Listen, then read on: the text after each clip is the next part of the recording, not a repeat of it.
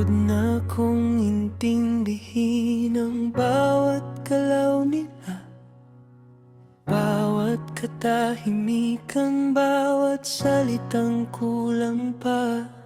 Hinabol ko ang sagot na wala namang dumarating, habang unti-unting nawawala ang sarili kong damdamin.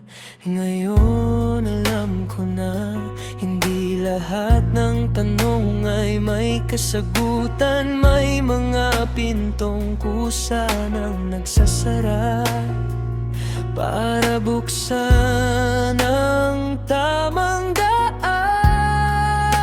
Hayaan mo lang sila kung gusto nilang lumayo. Huwag mo nang pigilan pa pag ayaw nilang manatili. Hindi mo kailangang pilitin ang sarili. Hayaan mo lang sila, doon mo makikita kung sino talaga sila. At habang sila'y lumalayo, mas lalo mong nahanap ang tunay na ikaw. Hindi ko na hahabulin ang linaw na ayaw ibigay. Hindi na ako magmamakaawang ako'y maintindihan.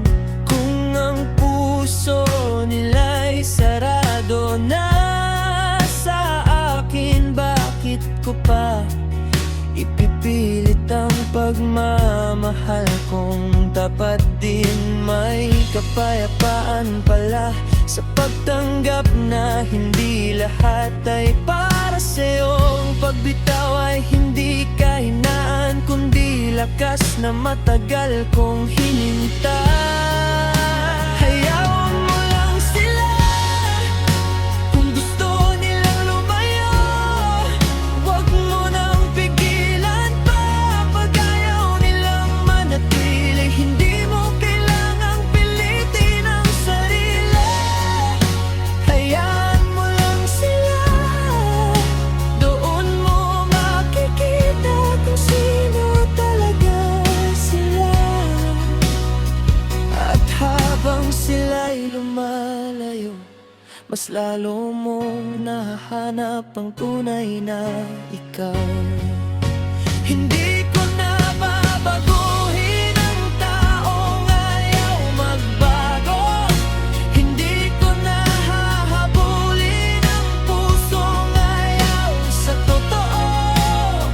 Ang kontrol ko lang ay ang landas na tatahakin, at ang kapayapaang pipiliin.